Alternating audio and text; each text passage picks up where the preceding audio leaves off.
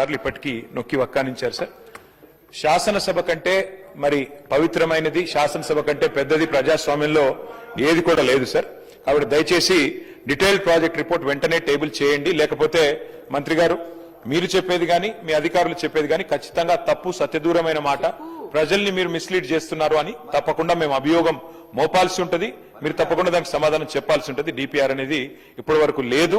మాకున్న సమాచారం ప్రకారం number 1 sir. Let me see clarification sir. తర్వాత సార్ ఐ హంబ్లీ రిక్వెస్ట్ మంత్రి గారు వారు మరి మేము వారిని ప్రార్థిస్తున్నాం సార్. 50 మీటర్ల బఫర్ జోన్ గురించి చెప్పారు సార్. 50 మీటర్ల బఫర్ జోను మరి ఈ రోజు మూసీకి సంబంధించి వారు చెప్పారు. అది ఒరిజినల్ గా ఇచ్చింది 2012లో కాంగ్రెస్ గవర్నమెంట్, 2016లో మళ్ళీ మేము ఇష్యూ చేశాం. కానీ మంత్రి గారు నేను సూటిగా ఒకటే అడుగుతున్నాను, 50 మీటర్ల బఫర్ జోన్ అని చెప్పి 5 కిలోమీటర్ల అవతల మీరు ఎందుకు ల్యాండ్ ఎక్విజిషన్ నోటీసులు ఇస్తున్నారు?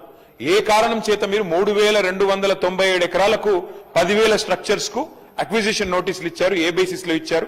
ఇవి 50 మీటర్ల బఫర్ జోన్ లో ఉన్నాయా, బయట ఉన్నాయా? దయచేసి చెప్పాలని చెప్పి వారిని కోరుతా ఉన్నా. మూడో పాయింట్ అధ్యక్ష, మాకు అర్థం కాని చాలా మంది ప్రజలు కూడా కన్ఫ్యూజ్ అవుతున్నది అధ్యక్ష. బఫర్ జోన్ లోనేమో మరి వాళ్ళ రిజిస్ట్రేషన్లు, పర్మిషన్లు ఇవన్నీ ఇచ్చింది ప్రభుత్వమే అధ్యక్ష, ఆనాటి ప్రభుత్వం. మరి వాళ్ళని ఆ రోజు సక్రమమైన వాటిని ఈ రోజు అక్రమం అని చెప్పి మంత్రి గారు ఏదైతే చెప్తున్నారో అర్థం కాని ఏంటంటే, బఫర్ జోన్ లో ఉన్న ప్రైవేట్ వ్యక్తుల ఇండ్లు కూలగొడతాం, కానీ ప్రభుత్వం అక్కడ హోటళ్లు కడుతుంది, రెస్టారెంట్లు కడుతుంది అంటే ఇది ఏ రకంగా సమర్థనీయం? ఏ రకంగా మంత్రి గారు దీన్ని సమర్థిస్తారు? వారు చెప్పాలి అధ్యక్ష. అట్లాగే అధ్యక్ష, ఈ సెలెక్టివ్ జస్టిస్ ఏదైతే హైడ్రా గురించి మా వివేకానంద్ గారు చెప్పారో వారు చెప్పిన అక్షర సత్యం అధ్యక్ష. అధ్యక్ష, ఈ రోజు సెలెక్టివ్ జస్టిస్ అంటే చట్టం అంటే పేదవాడికి భూతం, పెద్దవాళ్లకు చుట్టమన్న పద్ధతుల్లో గౌరవ మంత్రుల ఇండ్లు బఫర్ జోన్ లో ఉన్న, FTL లో ఉన్న ముట్టరు అధ్యక్ష.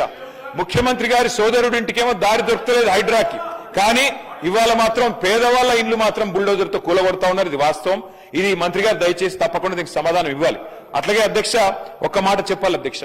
మంత్రి గారిని మేము సూటిగా అడిగాం, హైదరాబాద్ నగర పరిధిలో ఒక్కటంటే ఒక్క ఇల్లు కట్టారా, కానీ ఎన్ని వేల ఇల్లు మీరు కూలగొట్టారు దానికి సమాధానం చెప్పమంటే మంత్రి గారు దాని ప్రస్తావన కూడా చేయలేదు అధ్యక్ష. అట్లాగే నేను ఇంకో మాట అడుగుతా ఉన్నా అధ్యక్ష. LNT మెట్రో విషయంలో మన ముఖ్యమంత్రి గారు చెప్పారు అధ్యక్ష, చాలా సుదీర్ఘ ఉపన్యాసం ఇచ్చారు. ఎందుకు LNT యొక్క 15,000 కోట్ల అప్పు మీరు తీసుకున్నారు అంటే ఏం చెప్పారు అధ్యక్ష? కేంద్ర ప్రభుత్వం అంగీకరించట్లేదు అన్నారు. మేము ఆనాడు 2023లో ఎయిర్పోర్ట్ మెట్రో టేకప్ చేసినప్పుడు ఏ కేంద్ర ప్రభుత్వం అడ్డం రాలేదు అధ్యక్ష. ఆ రోజు కేంద్ర ప్రభుత్వం ఏమి మాకు పరిమితులు పెట్టలేదు. కానీ వాళ్ళ మంత్రి గారు, ముఖ్యమంత్రి గారు చెప్తున్న మాట వింటే మాకు హాస్యాస్పదంగా అనిపిస్తున్నది. 15,000 కోట్ల అదనపు భారాన్ని ఈ రాష్ట్ర ప్రజల మీద మోపి ఒక ప్రైవేట్ సంస్థ బ్యాలెన్స్ షీట్ లో ఉన్న అప్పును రాష్ట్రానికి తబాదల చేసి ఏం సాధిస్తున్నారు అని చెప్పి మేము మంత్రి గారిని అడుగుతా ఉన్నాం. మా అనుమానం అయితే అధ్యక్ష, 280 ఎకరాల స్థలం ఏదైతే LNTకి గతంలో లీజు మీద ఆనాడు ప్రభుత్వం ఇచ్చిందో దాని మీద ఈ రోజు కొంతమంది భూబకాసురుల కన్నుబడ్డది. దానికోసమే ప్రయాస తప్ప ఇంకొకటి కానే కాదు. LNT మెట్రో CFOను జైల్లో వేస్తానని బెదిరించిన కాడి నుంచి మొదలు పెడితే, LNT కట్టిన మేడిగడ్డ బరాజ్ మీద కక్ష పెంచుకున్న కాడి నుంచి మొదలు పెడితే, LNT ఎయిర్పోర్ట్ మెట్రోను రద్దు చేయడం నుంచి మొదలు పెడితే ఇదొక క్రిమినల్ ఇంటెంట్ తో, ఒక దురుద్దేశంతో ఖచ్చితంగా ఈ ప్రభుత్వం వ్యవహారం చేస్తున్నది. లేకపోతే మాకు లేని పరిమితులు, ఆనాడు ఎయిర్పోర్ట్ మెట్రోకి మేము ముందుకు పోయినాడు లేని పరిమితులు, లేని షరతులు వీళ్ళకెందుకు పెడతారు అధ్యక్ష కేంద్ర ప్రభుత్వం? 32 కిలోమీటర్ల ఎయిర్పోర్ట్ మెట్రోని రద్దు చేసి చాలా పెద్ద తప్పు చేసింది ఈ ప్రభుత్వం అధ్యక్ష. మంత్రి గారు ఫ్యూచర్ సిటీ అంటున్నారు. నేను అడుగుతా ఉన్నా సూటిగా, 14,000 ఎకరాలు మేము సేకరించాం అధ్యక్ష. మరి మంత్రి గారు మాట్లాడుతూ 30,000 ఎకరాలు అన్నారు. మిగతా 16,000 ఎకరాలు ఎక్కడి నుంచి వస్తున్నాయి మంత్రి గారు? ఎక్కడి నుంచి 30,000 ఎకరాలని చెప్తా ఉన్నారు మీరు?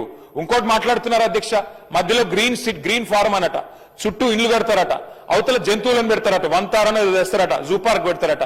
ఇది ఏం ఆలోచన అధ్యక్ష? మాకు అర్థం కాక అడుగుతా ఉన్నాం. దయచేసి మంత్రి గారు నేను అడుగుతా ఉన్నా, it was conditional land acquisition. మీరు ఎన్నిసార్లు మిస్లీడ్ చేసినా కోర్టును గాని, ఫార్మాసిటీ మరి ఎక్కడైతే రైతుల నుంచి భూములు తీసుకున్నారో వారందరూ చూస్తా ఉన్నారు, వారన్నీ వింటా ఉన్నారు. ఏ దురుద్దేశంతోనైతే, ఏ రియల్ ఎస్టేట్ యావతోనైతే మీ ప్రభుత్వం ఇవాళ పనిచేస్తున్నదో ఇది ప్రజలు చూస్తా ఉన్నారు మంత్రి గారు. తప్పకుండా ఈ విషయంలో, ఫ్యూచర్ సిటీ విషయంలో కూడా మీరు స్పష్టత ఇవ్వాలని చెప్పి కూడా కోరుతూ చివరిగా నేను ఒకటే అడుగుతా ఉన్నా అధ్యక్ష, ఈ ప్రభుత్వాన్ని మూసీకి 1,50,000 కోట్లు అని చెప్పి ముఖ్యమంత్రి గారు ఒకసారి కాదు అధ్యక్ష 4 సార్లు చెప్పారు. కానీ ఇక్కడ మంత్రి గారు DPR పెట్టకుండా దాచిపెడుతున్నారంటేనే మంత్రి గారు కేవలం 3,297 ఎకరాల గురించి ప్రస్తావన చేయకుండా దాని విలువ ఈరోజు మార్కెట్లో 50 కోట్లు ఉంటుంది. కనీసం 1,50,000 కోట్ల భూములను కొల్లగొట్టడానికే మూసీ ప్రాజెక్టు. ఆ దోపిడీకి మేము వ్యతిరేకం తప్ప మూసీ పునరుజ్జీవనానికి కాదు. మూసీలో ఎస్టీపీలు కట్టింది మేము, మూసీకి గోదావరి నీళ్లు తెచ్చింది మేము. మీరు ఎన్ని చెప్పినా కొండపోచమ్మ, మల్లన్న సాగర్ నిర్మాణం చేసింది మేము, కాళేశ్వరం జలాలు తెచ్చింది మేము, ముమ్మాటికి మూసీలో మీరిచ్చే డబుల్ బెడ్రూమ్ ఇల్లు కట్టింది మేము, మీరు తెచ్చే గోదావరి జలాలు తెచ్చింది మేము, అట్లాగే ఎస్టీపీలు కట్టింది మేమే, మూసీ పునరుజ్జీవం ప్రారంభించింది మేమే.